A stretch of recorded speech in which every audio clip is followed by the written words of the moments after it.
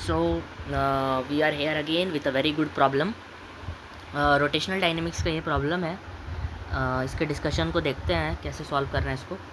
A uniform circular disc has a radius r and the mass m. A particle also of mass m is fixed at the point a. अच्छा, particle को ऊपर point a पे fix कर दिया गया है. On the edge of the disc as shown in the figure, the disc can rotate freely about a fixed horizontal chord PQ that is at a distance r/4 from the centre C. अच्छा, इसको मतलब centre के about नहीं rotate किया गया है. एक axis है जो r/4 दूरी पे है सेंटर से, उसके अबाउट इसको रोटेट किया गया है from the centre at the disc. The line AC is perpendicular to PQ.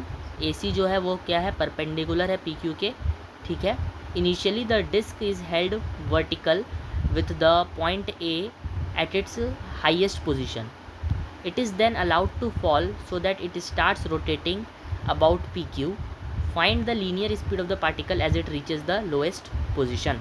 अच्छा, वो जो A वाला मास है वो उसको रिलीज़ कर देंगे तो वो कुछ इस तरह से घूमना स्टार्ट कर देगा. उसको रिलीज़ कर देंगे mg का टॉर्क के कारण वो इस तरह से घूमना स्टार्ट कर देगा. और इस तरह से अगर घूमना स्टार्ट करेगा तो उस नीचे वाले पॉइंट तक आते आते उसके पास कोई एक लीनियर वेलोसिटी भी होगी जो कि इस डायरेक्शन में से घूमने के कारण आप इमेजिन कर सकते हैं linear velocity tangential to the surface, उस पाथ के टेंजेंशियल होगा, ना कि उस डिस्क के टेंजेंशियल. डिस्क के टेंजेंशियल नहीं होगा, आप समझ रहे होंगे बात को. इस वाले पाथ को जब वो डिस्क फॉलो कर रहा होगा तो उसके टेंजेंशियल होगा वो वेलोसिटी. तो ये एक अच्छा सवाल इसलिए बन जाता है जिसमें से वो विजुअलाइजेशन अगर हमें समझ में आता है तो हम सवाल को समझ सकते हैं कि सवाल कहना क्या चाहता है. वो लीनियर वेलोसिटी हमें फाइंड करनी है. ठीक है. अब आगे हम लोगों को देखना है कि कैसे इसको सॉल्व करें. तो एक जनरल अप्रोच हमें क्या समझ में आता है कि अगर हमें वेलोसिटी चाहिए, लीनियर वेलोसिटी, तो कोई भी एक्सिस के अबाउट अगर लीनियर वेलोसिटी निकालनी है तो उसका एक सिंपल मेथड है कि ओमेगा निकाल लो, उस इंस्टेंट का ओमेगा निकाल कर उसको एक्सिस का परपेंडिकुलर दूरी जो है उससे मल्टीप्लाई कर दो.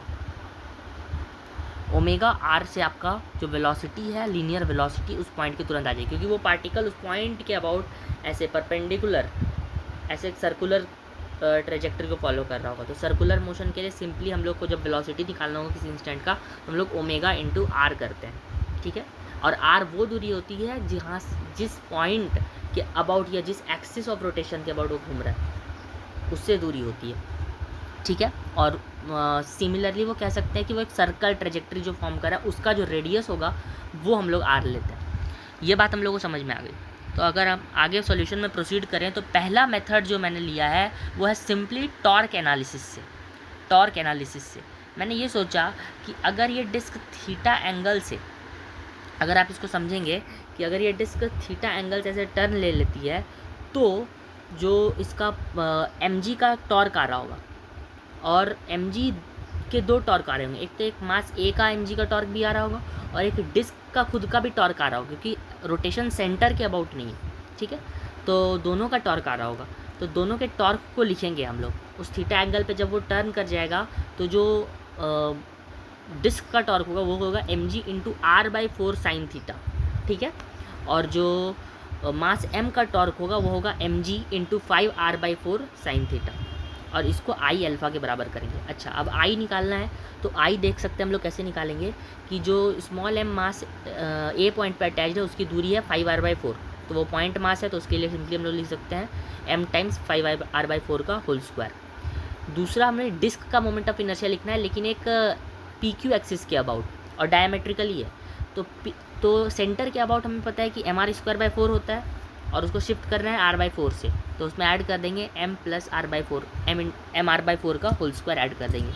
इससे जो हमारा मोमेंट ऑफ इनर्शिया आता है उस एक्सिस के अबाउट वो है 15/8 mr².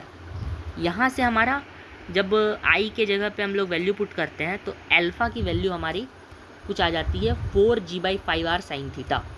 अब जब हम आपको सर्कुलर मोशन पढ़ाते हैं तो अल्फ़ा, जैसे हम लोग एक्सेलरेशन को लिखना आपको सिखाते हैं v/dv/dx, उसी तरह हम अल्फ़ा को भी एक और तरीके से लिख सकते हैं जो है omega D omega by D theta. Omega times D omega by D theta. अब सिंपली डी थीटा को उधर ले जाएंगे, ओमेगा को इधर ले जाएंगे. जब ओमेगा 0 था तो एंगल 0 और जब ओमेगा कुछ हो जाता है तो एंगल्स का पाई मानते हैं, एंगल्स का पाई हो जाएगा क्योंकि वो हमें नीचे जब वो पहुंच जाएगा उस पॉइंट पे लीनियर पूछा है, तो जो घूमने के बाद उसका एंगल रोटेशन एंगल होगा वो पाई होगा। ये बात हम लोग को समझ में आ गई। यहाँ से हमारा जो ओमेगा आ जाता है वो है 16g/5r, ओमेगा स्क्वायर आ जाता है 16g/5r।